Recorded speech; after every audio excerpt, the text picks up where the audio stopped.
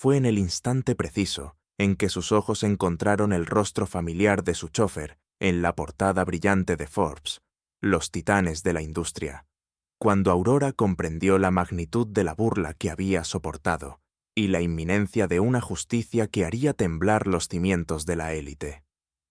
La imagen, tan nítida y desafiante, no dejaba lugar a dudas.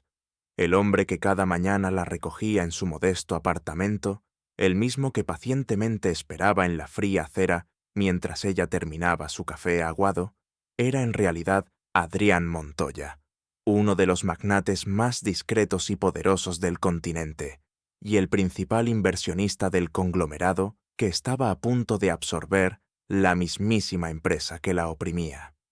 Durante años, Aurora Castillo había sido la sombra silente en los relucientes pasillos de la Vega Arquitectos, un imperio de cristal y acero que se erigía imponente en el corazón financiero de la ciudad.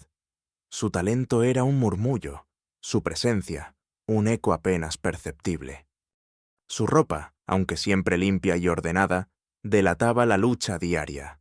Los dobladillos deshilachados de su falda gris, los puños desgastados de su blusa de algodón, las marcas de cansancio bajo sus ojos, eran testimonios silenciosos de las incontables horas invertidas en proyectos que, invariablemente, terminaban firmados con otros nombres.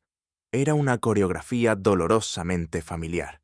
Ella creaba, ellos cosechaban. La injusticia se había sedimentado en su alma como la cal en una tubería vieja, dura y persistente.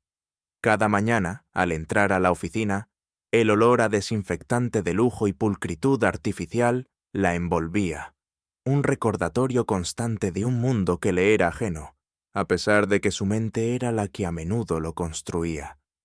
Sus manos, finas pero con las yemas ligeramente rugosas por los bocetos y las maquetas, a menudo se escondían bajo la mesa, avergonzadas de su propia sencillez ante el brillo de los relojes y las manicuras perfectas de sus colegas.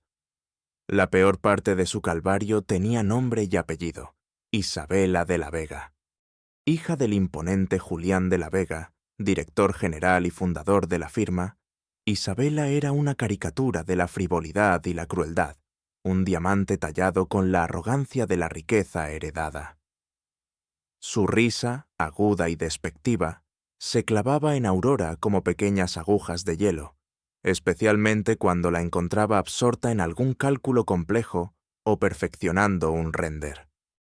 «Castillo, ¿sigues soñando con castillos de arena?», solía espetarle, con una sonrisa maliciosa que no alcanzaba sus ojos helados, mientras sus dedos enfundados en anillos de diamantes tamborileaban sobre su escritorio de ébano. Esas palabras no eran solo una burla, eran una declaración de guerra, una reafirmación de su supuesta inferioridad. El nudo en la garganta de Aurora se apretaba con una furia silenciosa, una que apenas lograba contener bajo una máscara de resignación. Su corazón latía con un ritmo doloroso, como un tambor de guerra ahogado por el barro. Sus ojos, antes de fijarse en los planos, solían vagar por el impecable mármol del suelo, intentando encontrar un punto de fuga para su humillación. Julián de la Vega, por su parte, era el arquitecto de su propio desprecio. Un hombre de presencia imponente, con un aura de intocable poder, rara vez se dirigía a Aurora directamente. Cuando lo hacía, era con una mirada que la atravesaba como si fuera transparente, o para emitir órdenes secas, siempre a través de un intermediario, nunca cara a cara. Esa indiferencia era, en sí misma, una tortura. Era la forma más pura de invisibilidad, un acto de borrado que dolía más que cualquier insulto directo. Aurora lo observaba, desde la distancia, moviéndose entre directores y clientes con la gracia de un depredador satisfecho, y sentía el peso de su propia insignificancia, la carga de una vida que se le escapaba entre los dedos. La humillación no era solo emocional, se manifestaba en su cuerpo. Sus hombros se encorvaban un poco más, sus pasos se volvían más lentos, como si cargara un peso invisible. La garganta se le secaba. Su voz se volvía casi inaudible cuando intentaba responder a alguna pregunta, y sus manos, incluso en la quietud, a veces temblaban ligeramente. El abandono, la subestimación, el sentirse un fantasma en un mundo que ella misma ayudaba a construir, era un veneno lento que carcomía su espíritu día a día. Ella se veía a sí misma como un borrador gastado, mientras otros se presentaban como obras de arte finales. Lo que nadie en De la Vega Arquitectos sabía, y lo que constituía el tesoro oculto de Aurora, era que su talento no era simplemente una habilidad, sino una pasión que rayaba en la obsesión, alimentada por un legado silenciado. Aurora provenía de una línea de arquitectos visionarios. Su abuelo, un genio olvidado, había diseñado edificios emblemáticos que la ciudad daba por sentados, cuyas estructuras aún desafiaban el tiempo, pero cuyo nombre había sido borrado por envidias y fraudes. Ella no solo había heredado su don para la composición espacial y la funcionalidad, sino también su meticulosa atención al detalle y su obstinada perseverancia. Poseía una comprensión casi innata de los materiales, de la luz, de cómo el espacio podía influir en el espíritu humano. Sus diseños eran más que planos, eran poemas construidos, sinfonías de forma y función. Esta habilidad latía bajo la superficie de su vida humilde, una corriente subterránea de genialidad que esperaba su momento para irrumpir.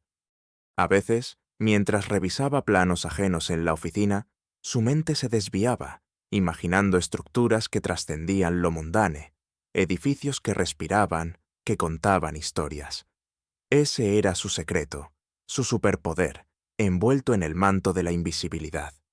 Cuando, en raras ocasiones, un colega más perspicaz o un cliente atípico vislumbraba la chispa en sus ojos al hablar de un concepto, la sorpresa era palpable. Un destello de reconocimiento, una pausa en la conversación, una mirada que no era de desdén, sino de intriga, lo cual era tan inusual que provocaba un cosquilleo de incredulidad en su propio pecho. Esa era la pequeña evidencia de que su tesoro no estaba del todo enterrado. Su monólogo interno era un caudal constante, un torrente incesante de pensamientos que la acompañaba en cada paso, cada decisión. Cuando Isabela la humillaba, la mente de Aurora se convertía en un campo de batalla. Otra vez, ¿por qué me permito esto? ¿Por qué esta mordaza en mi voz? Se preguntaba, sintiendo la bilis amarga subir por su garganta. Debería gritar, debería responder, pero ¿de qué serviría? Solo confirmaría su visión de mí como una histérica, una incompetente. La frustración la carcomía. Ellos creen que soy un cero a la izquierda, una máquina de dibujar sin alma. No tienen idea de las noches en vela, de los sacrificios, de los sueños que plasmo en cada línea que luego se apropian. Su pensamiento se extendía, analizando cada gesto de Isabela, cada palabra venenosa. ¿Es envidia o pura crueldad? Es la segunda, una crueldad nacida de la seguridad de su posición, de saberse intocable. Pero esa intocabilidad es una ilusión. Todas las torres caen, incluso las que parecen de diamante. Este tipo de reflexión profunda se repetía con cada interacción, cada momento de opresión. Se analizaba a sí misma, sus reacciones, las implicaciones de sus acciones o inacciones, y siempre llegaba a la misma conclusión. La inacción era una forma de rendición, y ella no estaba dispuesta a rendirse del todo, aún no. La esperanza, aunque pequeña, era un rescoldo que se negaba a extinguirse, alimentada por la convicción de que algún día su valor se revelaría. Algún día el mundo verá. Se prometía en el silencio de su mente, una promesa susurrada con la fuerza de un juramento. El contraste entre la opulencia de su entorno laboral y la precariedad de su existencia personal era una bofetada diaria. De la Vega Arquitectos era una catedral de la modernidad, paredes de cristal que ofrecían vistas panorámicas de la ciudad, obras de arte abstractas en cada rellano, mobiliario minimalista de diseño italiano, ascensores que se deslizaban en un silencio casi reverente. En el corazón de esta majestuosidad Aurora se sentía como una mota de polvo, una imperfección.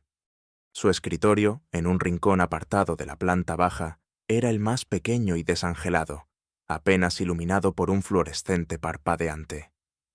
Por las noches, regresaba a su diminuto apartamento en un barrio obrero, donde el vapor del hervidor empañaba los cristales viejos de la ventana y el sonido del tráfico se filtraba a través de las paredes delgadas. No tenía lujos, ni siquiera una cama cómoda, solo un colchón sobre tablas de madera que había construido ella misma. Allí, bajo la luz mortecina de una lámpara de lectura barata, seguía dibujando y soñando, perfeccionando sus propios proyectos en secreto, alimentando la llama de su pasión, que era su verdadero refugio. La disparidad entre su jornada laboral y su vida en casa era una fuente inagotable de desilusión, pero también de una obstinada determinación. Era una herida abierta que la impulsaba a buscar una forma de cerrar esa brecha, de reclamar el lugar que sentía le correspondía. La semilla del cambio, el primer indicio de que su vida podría tomar un rumbo diferente, se sembró una tarde lluviosa. Aurora, como de costumbre, se había quedado hasta tarde para terminar un complicado conjunto de planos para un nuevo rascacielos que la firma presentaría al día siguiente. La oficina estaba prácticamente vacía, salvo por el zumbido constante de los servidores y el golpeteo de la lluvia contra los ventanales. Exhausta, se dirigió a la sala de fotocopias para imprimir una última versión de sus renders. Al llegar, encontró a Isabela enfrascada en una llamada telefónica, con el rostro pálido y la voz teñida de una ansiedad inusual. En la impresora, abandonado, había un folio a medio imprimir. La curiosidad, rara en ella, la impulsó a acercarse.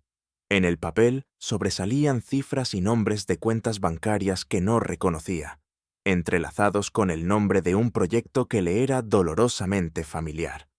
Proyecto Éter. Era su propio diseño, la culminación de meses de trabajo, presentado y rechazado por Julián de la Vega hacía un año, catalogado como demasiado ambicioso para la realidad del mercado. Sin embargo, allí estaba, con números asociados a una offshore en un paraíso fiscal. Su corazón dio un vuelco brutal, un golpe sordo en su pecho que resonó en sus oídos. El aliento se le cortó. Al principio, una incredulidad fría la invadió. No, esto debe ser un error, se dijo a sí misma, con la mente luchando por procesar la información. Una coincidencia, un homónimo del proyecto. Pero el nombre de la cuenta, la cifra exorbitante que destacaba en negrita, eran demasiado específicos.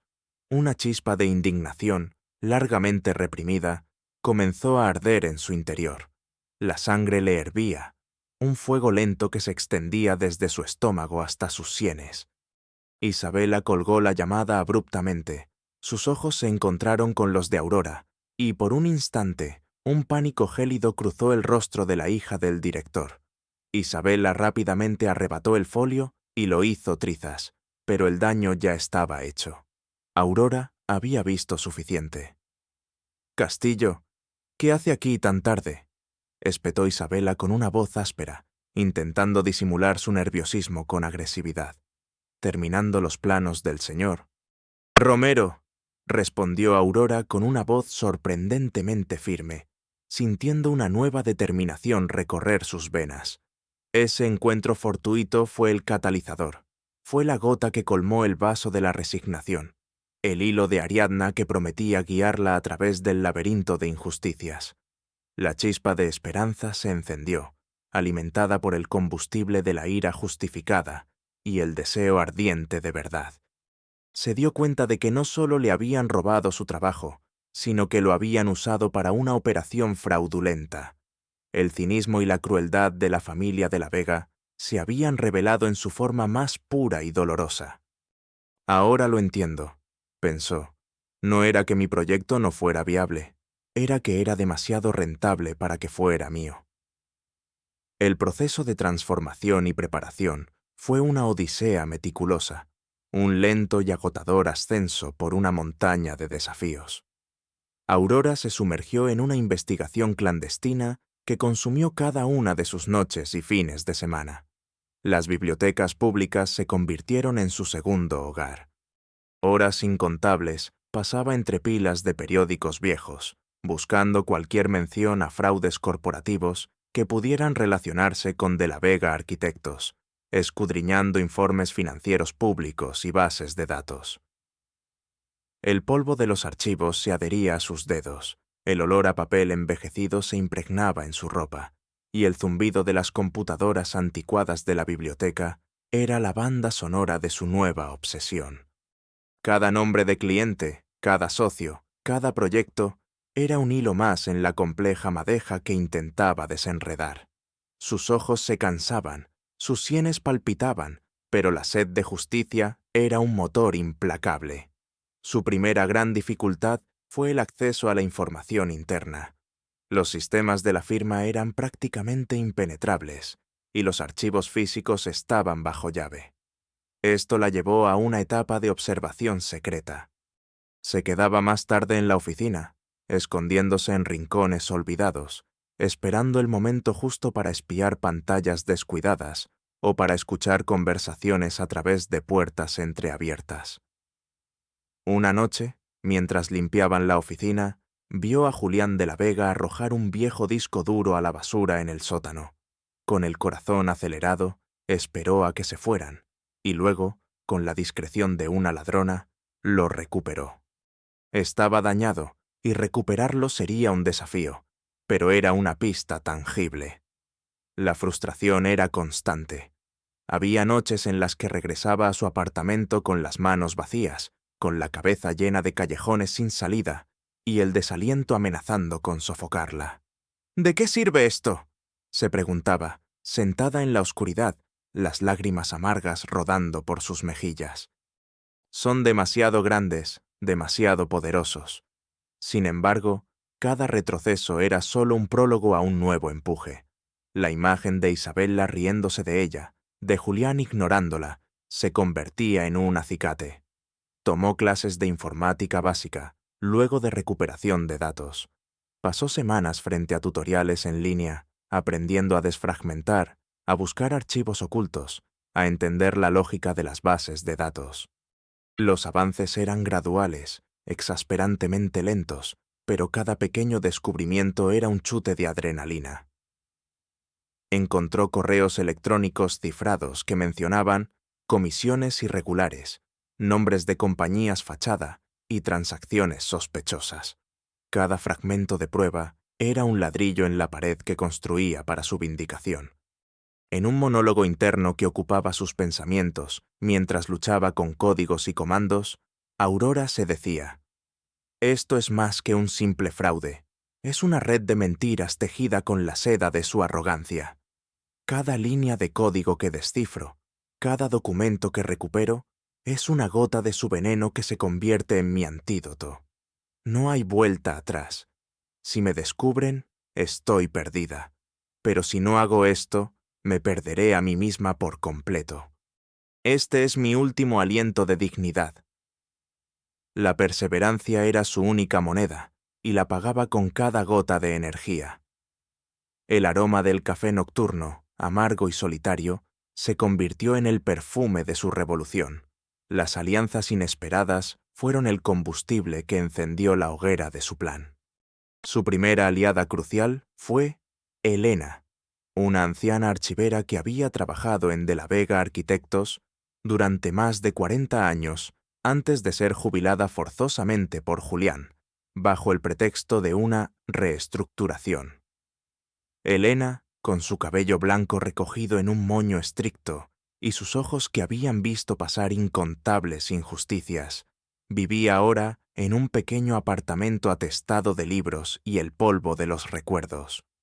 Aurora la encontró a través de un viejo directorio de empleados, guiada por una intuición desesperada.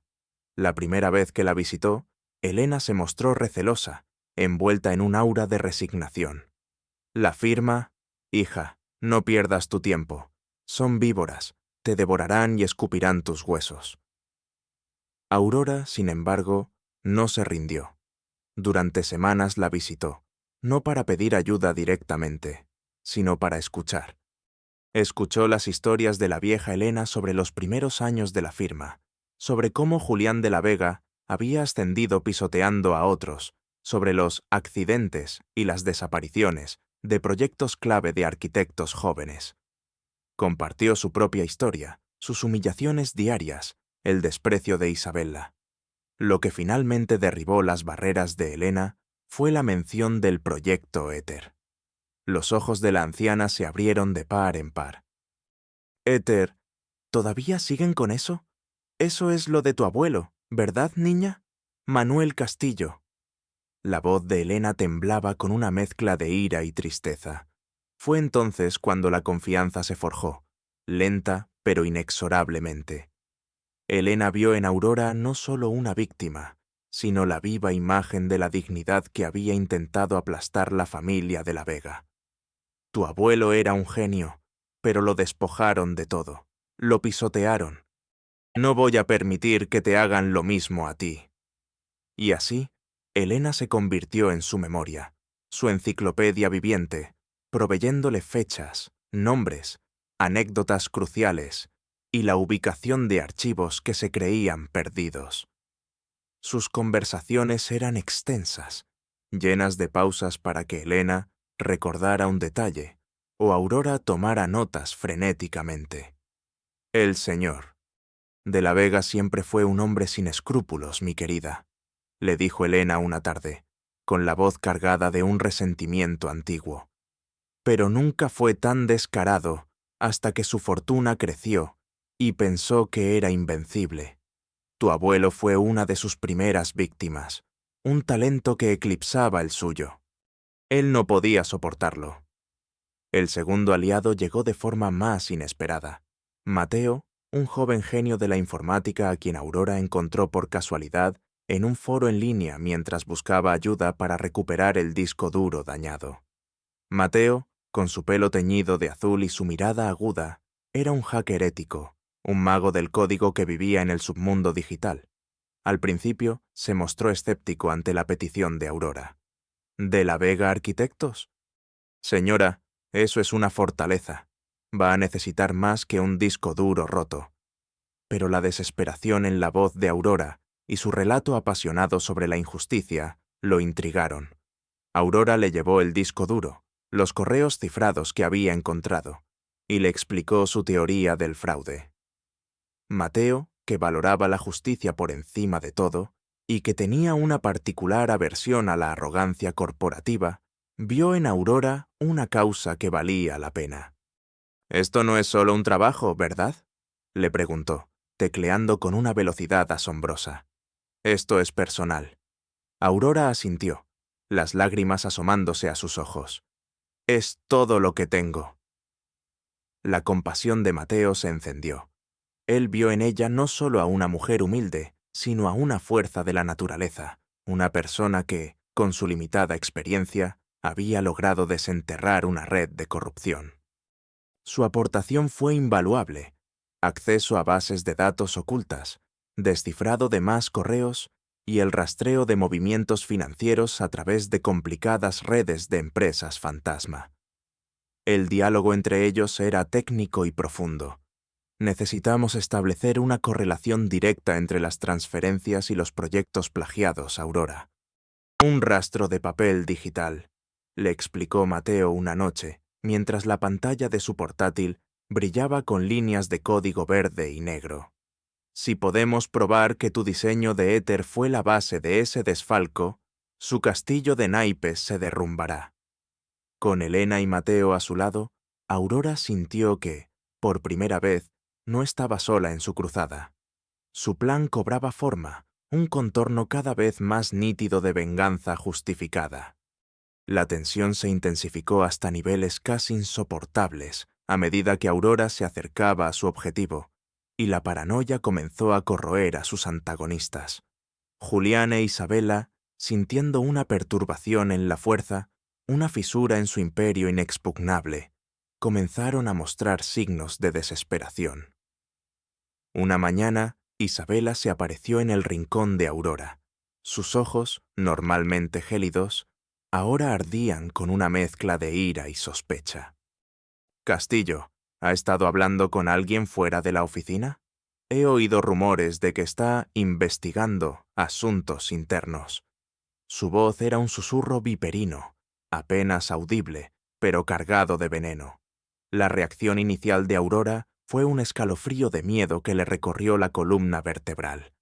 Su corazón martilleó contra sus costillas y sus palmas comenzaron a sudar fríamente. Un nudo de terror se formó en su estómago.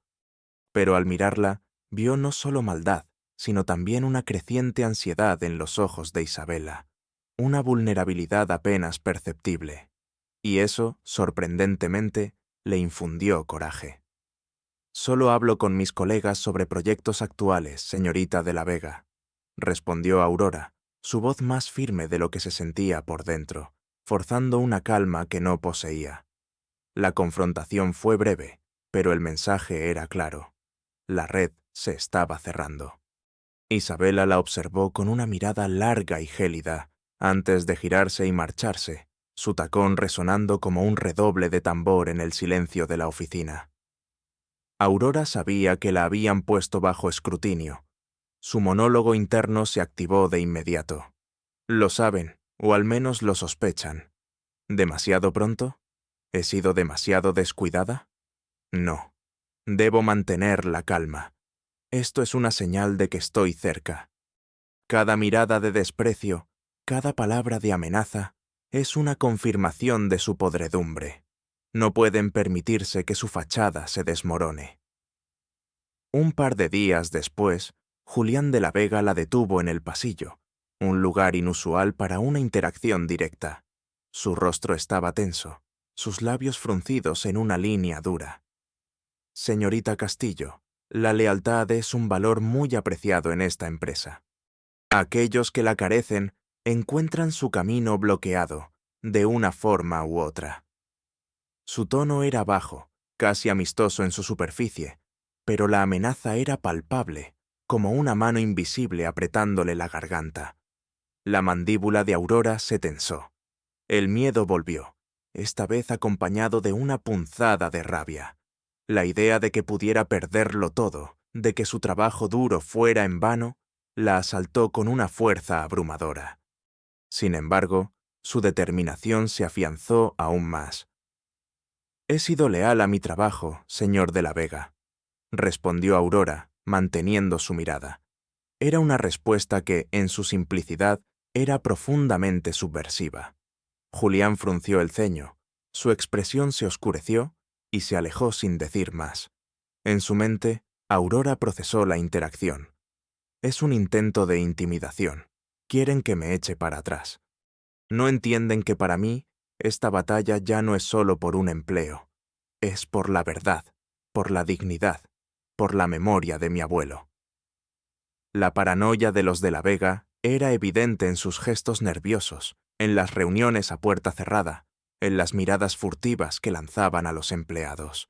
La atmósfera en la oficina se había vuelto densa, electrizante, como el aire antes de una tormenta. Sabía que el clímax era inminente. Entonces, sucedió.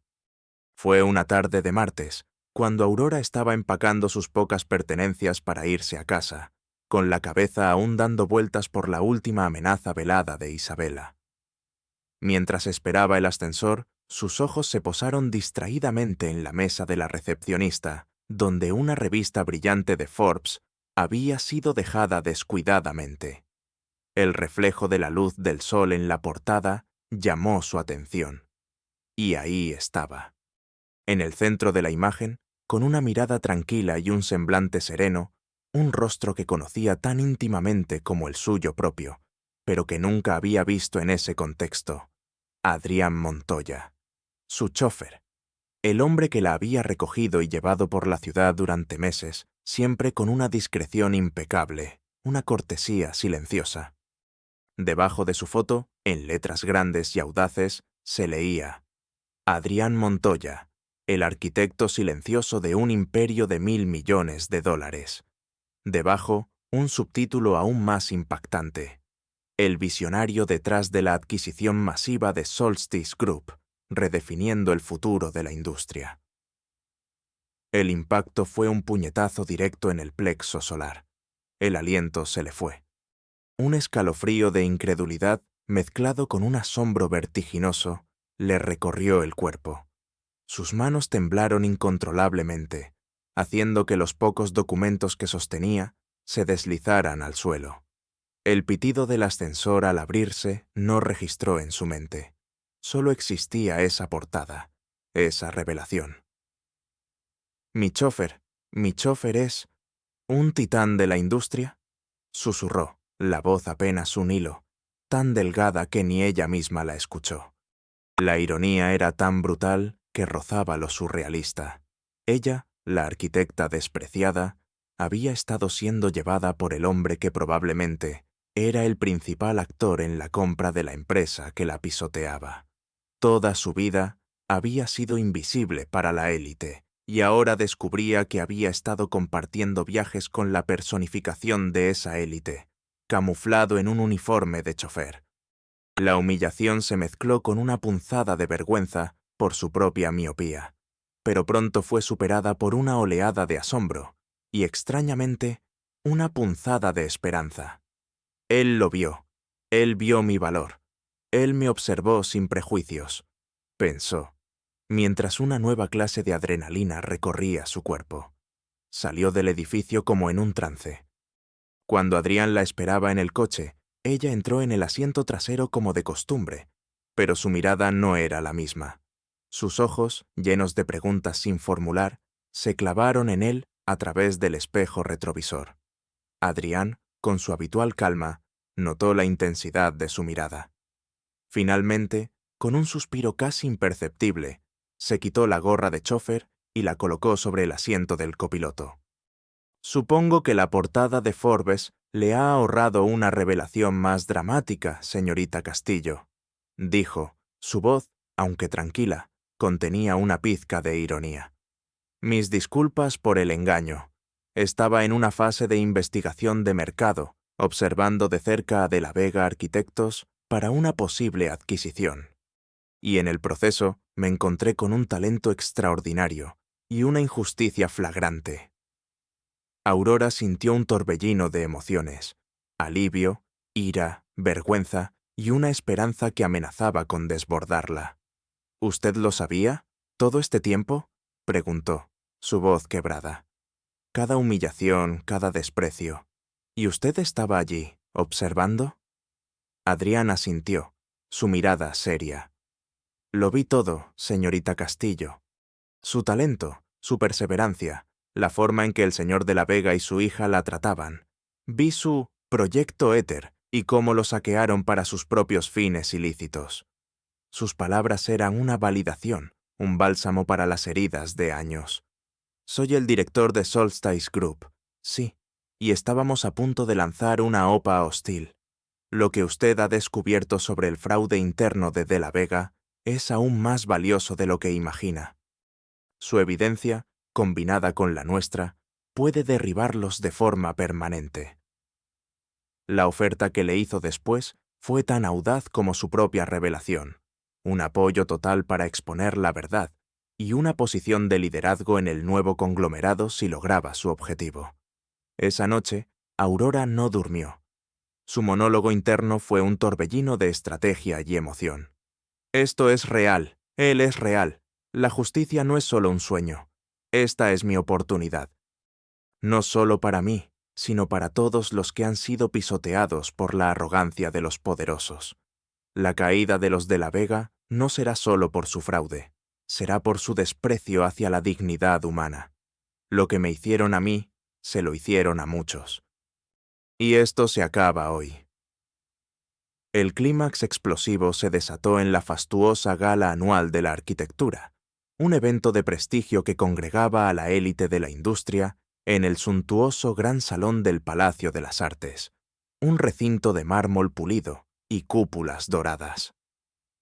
La noche había comenzado con la habitual ostentación, el tintineo de copas de champán, el murmullo de conversaciones superficiales, el brillo de las joyas y los trajes de gala. Julián de la Vega, flanqueado por Isabela, se pavoneaba con una sonrisa complacida, a punto de recibir un premio honorífico por la innovación de la firma y presentar su último gran proyecto. Torre Solsticio, un diseño que Aurora reconocía, con un escalofrío en el alma, como una réplica distorsionada de su propio y original Proyecto Éter. Aurora estaba presente, sentada en una mesa discreta al fondo, sus manos, aunque enguantadas, apretando un maletín de cuero que contenía la verdad desnuda. A su lado, Elena, con una expresión de serena expectación, y Mateo, disimulado entre los camareros con una tablet en la mano. Desde el palco VIP, Adrián Montoya observaba, con una calma premonitoria. Cuando Julián subió al estrado para aceptar su galardón, el gran salón se sumió en un silencio expectante. Su voz, grave y resonante, comenzó a tejer un relato de visión y esfuerzo, mientras un proyector mostraba imágenes deslumbrantes de la Torre Solsticio. En ese preciso instante, una figura se movió con determinación desde el fondo de la sala. Era Aurora. Vestía un sencillo pero elegante traje azul noche que Elena le había prestado, y su cabello, generalmente recogido de forma austera, caía en una cascada de ondas suaves. No llevaba adornos, solo la convicción en sus ojos. Cada paso resonaba con una fuerza silenciosa en el mármol, atrayendo las miradas. El murmullo inicial de sorpresa se convirtió en un silencio ensordecedor a medida que reconocían a la insignificante Castillo. Julián, interrumpiendo su discurso, la miró con una mezcla de perplejidad y desdén, su sonrisa congelada en el rostro. Isabela, en primera fila, se puso de pie, su rostro enrojeciendo de furia. Aurora se detuvo frente al estrado, a unos pocos metros de un atónito Julián. Su voz, al principio un poco temblorosa, pronto adquirió una claridad cristalina que llenó cada rincón del vasto salón. «Disculpe, señor de la Vega», comenzó, su voz resonando con una autoridad que nunca antes había poseído. «Pero hay un error grave en su presentación. La Torre Solsticio no es un proyecto de su firma». Un murmullo de incredulidad recorrió la audiencia. Julián la miró con furia contenida.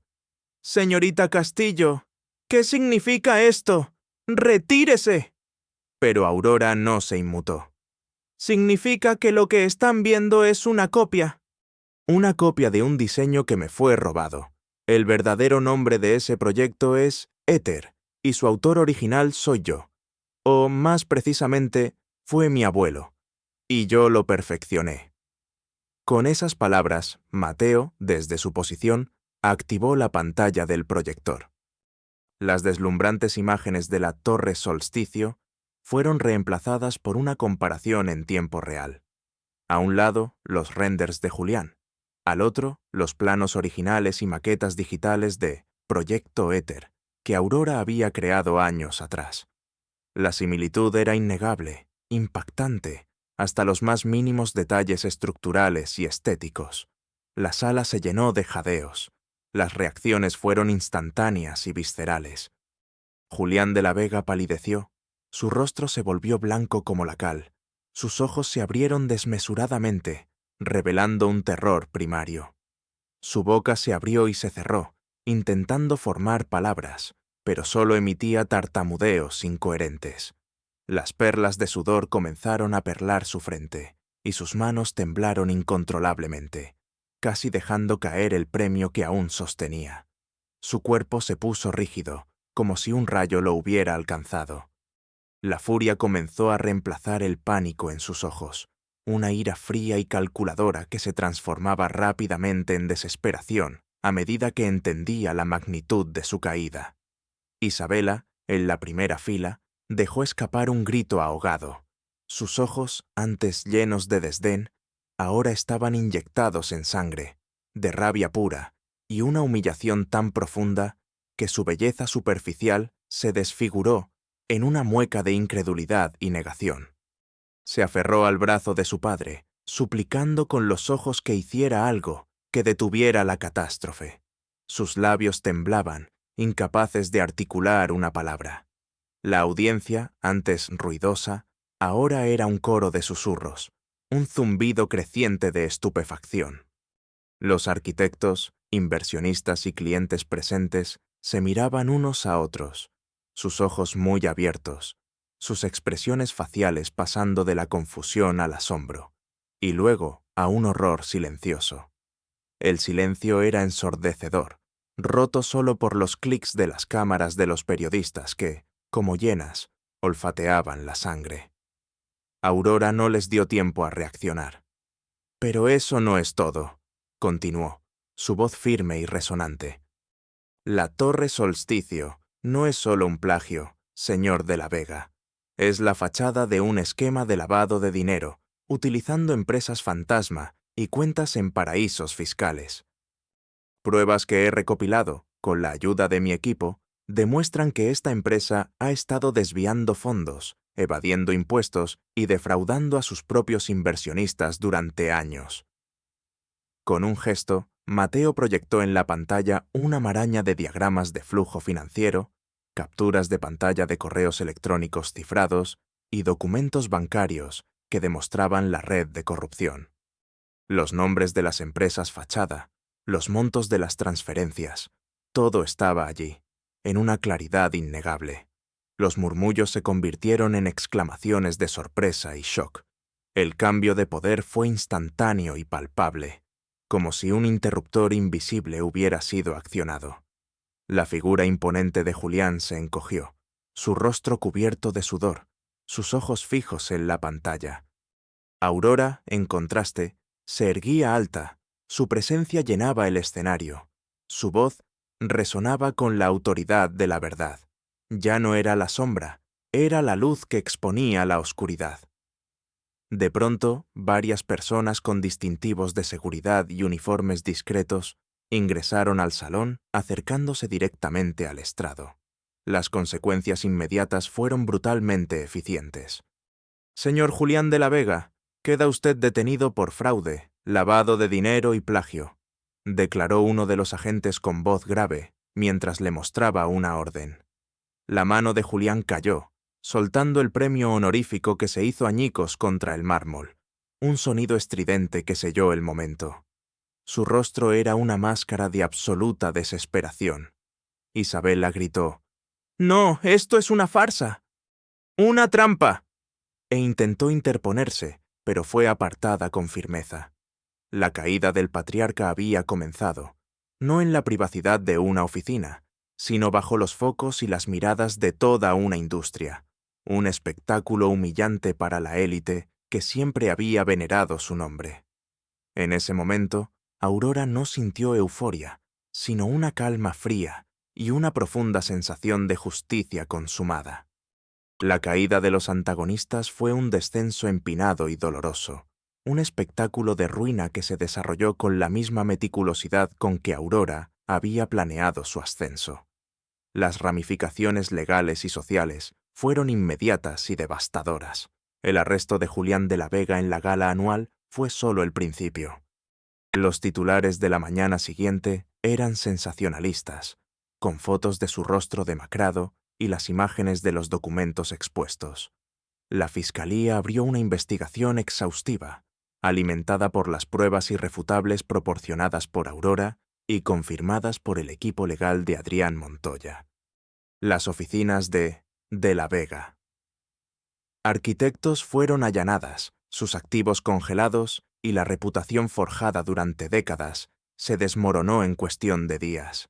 El juicio fue un circo mediático, un festín para la prensa. Julián, que siempre había sido la encarnación del poder inmaculado, fue visto ahora como un anciano frágil y sudoroso, tartamudeando excusas en el banquillo de los acusados. La evidencia del plagio del proyecto Éter fue la guillotina moral, mientras que los datos de lavado de dinero sellaron su destino legal. Isabela, que había intentado distanciarse de su padre, fue implicada en la red de empresas fantasma y acusada de complicidad. Su caída fue aún más humillante, pues sus amigos de la alta sociedad, que antes la adulaban, ahora le daban la espalda, eludiendo sus llamadas y evitando cualquier contacto. La risa de Isabela, antes tan despectiva, ahora se había transformado en un llanto histérico en la sala del tribunal. Su red de apoyo social, basada en el estatus y el dinero, se desvaneció como humo. Los inversionistas retiraron su confianza, los socios comerciales disolvieron contratos y el edificio de cristal que era el símbolo de su imperio quedó vacío, con sus ventanas oscuras, reflejando un futuro desolador. El castigo fue ejemplar. Julián de la Vega fue sentenciado a varios años de prisión por fraude y lavado de dinero, con el agravante de la premeditación y el abuso de confianza. Entró a la cárcel un hombre quebrado, su dignidad despojada, su arrogancia pulverizada. Su nueva realidad era la de una celda fría y estrecha, compartida con criminales de un mundo que él había ignorado por completo. Las suites de lujo, los coches con chófer, las cenas de gala, fueron reemplazados por una cama dura, comidas insípidas y el sonido constante de las rejas. Isabela, aunque con una sentencia menor debido a su rol secundario, fue multada con una cantidad astronómica que la dejó en la bancarrota. Se vio obligada a vender sus propiedades, sus joyas, sus coches de lujo. La última vez que Aurora tuvo noticias de ella, Isabela trabajaba como dependienta en una tienda de ropa barata en un centro comercial. Su rostro marcado por la desesperación y el resentimiento, un eco pálido de la mujer altiva que había sido. El mundo que los había reverenciado ahora los escupía, y sus nombres se habían convertido en sinónimos de traición y podredumbre. La justicia, aunque lenta, había llegado con una furia desatada, demoliendo no solo sus fortunas, sino su propio ser. El triunfo resplandeciente de Aurora Castillo fue un amanecer glorioso, una explosión de color después de años de grises. Su ascenso fue meteórico, no por ambición desmedida, sino como una consecuencia natural de su talento y su integridad revelados. Adrián Montoya, fiel a su palabra, la nombró directora de Arquitectura Global de Solstice Group, una posición de inmenso poder e influencia. Su primera gran tarea fue, irónicamente, supervisar la construcción de la verdadera Torre Éter, ahora no solo una estructura plagiada, sino un símbolo de resiliencia y honestidad. Sus diseños, antes ocultos, ahora eran celebrados como visionarios, publicados en las mismas revistas que antes solo mostraban los nombres de sus opresores. Su nueva oficina, en el último piso del rascacielos insignia de Solstice Group, era un espacio de cristal y luz, con vistas panorámicas que antes solo había soñado y que ahora le pertenecían por derecho propio. Su casa, un elegante pero acogedor loft en el centro de la ciudad, era un santuario de paz y creatividad, con su propia mesa de dibujo y una biblioteca repleta de libros de arte y arquitectura, un lugar donde su alma por fin encontraba descanso. El impacto de su éxito resonó más allá de su propia vida, alcanzando directamente a su familia, su mayor motivación. Su madre, que había trabajado incansablemente para mantenerlos, pudo finalmente retirarse y recibir la atención médica especializada que necesitaba, sus ojos brillando con un orgullo silencioso que valía más que cualquier riqueza. Su hermano menor, brillante pero sin recursos para la universidad, obtuvo una beca completa en la institución de sus sueños, y Aurora pudo asegurar su futuro con total tranquilidad. Ver la sonrisa aliviada de su madre y la emoción de su hermano al recibir la noticia fue la verdadera recompensa, la sanación emocional más profunda. Aurora, consciente de las oportunidades que le habían sido negadas y que no todos tenían la fortuna de un chófer magnate, decidió usar su nueva posición para crear un legado. Fundó la Fundación Manuel Castillo, en honor a su abuelo, dedicada a becar a jóvenes arquitectos de escasos recursos y a apoyar proyectos de diseño que priorizaran la sostenibilidad y el impacto social. Se convirtió en una voz influyente en la industria, abogando por la ética, la transparencia y la valoración del talento, por encima de los prejuicios sociales.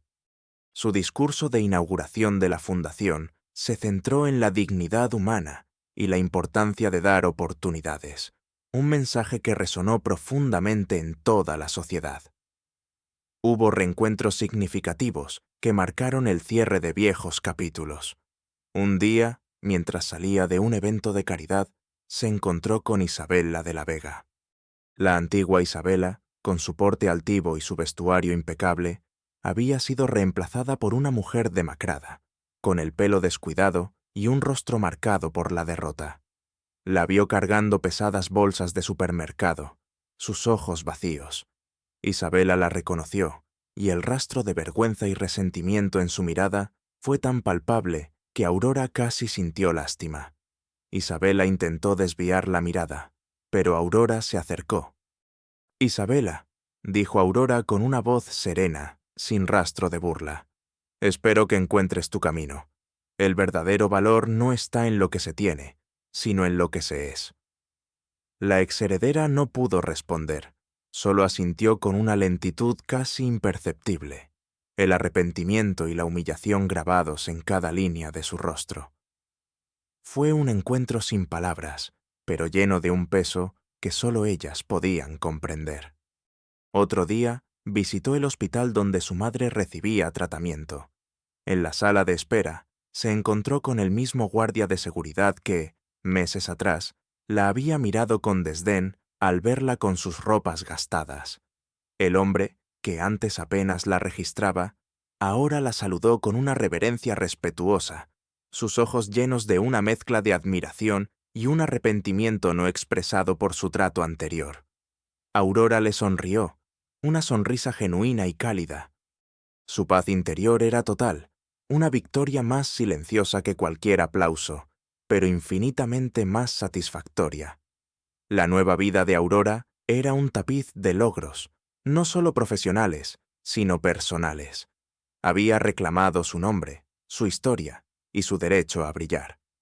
Y así, mi querido amigo, la historia de Aurora Castillo se erige como un faro de esperanza, una narración que trasciende el mero relato de una venganza personal para convertirse en un himno a la resiliencia del espíritu humano y a la verdad inquebrantable de la justicia. La lección de vida que Aurora impartió con su propia existencia fue clara y contundente. La dignidad de una persona no reside en el brillo de su apellido o en el grosor de su billetera, sino en la fortaleza de su carácter, la pureza de su integridad y la inquebrantable perseverancia ante la adversidad. Ella nos enseñó que las apariencias son un velo engañoso que a menudo oculta la podredumbre y la crueldad, mientras que el verdadero valor reside en la esencia misma del ser humano, en su capacidad de crear, de luchar, de amar y de levantarse una y otra vez, incluso cuando el mundo entero conspira para mantenerlo en el suelo. Su legado perdura no solo en las imponentes estructuras que ahora llevan su firma y que redefinen los horizontes urbanos, sino en cada joven arquitecto de origen humilde que encuentra una oportunidad gracias a la Fundación Manuel Castillo. Es un legado de compasión que nace del dolor, de la creencia de que cada individuo merece una oportunidad para florecer, de que el talento no tiene fronteras sociales ni económicas. La historia de Aurora es un recordatorio imperecedero de que la honestidad y el trabajo duro, aunque a veces sean ignorados y pisoteados, eventualmente cosecharán su recompensa. Nos inspira a mirar más allá de las superficies, a desafiar los prejuicios y a creer en el poder transformador de una sola persona que se atreve a soñar, a luchar y a reclamar la verdad. El mensaje final es claro: la justicia, aunque a veces lenta y tortuosa en su camino, siempre encuentra la manera de manifestarse, y los castillos de naipes construidos sobre mentiras y arrogancia están destinados a caer. Y Aurora Castillo, la mujer que una vez fue considerada solo la chófer, se convirtió en una leyenda, una inspiración global que probó que el verdadero poder reside en el espíritu inquebrantable y la convicción de lo que es justo, y que el eco de su historia resonaría por generaciones, recordando a todos que el valor real de una persona no se esconde en los bolsillos, sino en el alma. La luz de su verdad, una vez encendida, jamás podría ser apagada.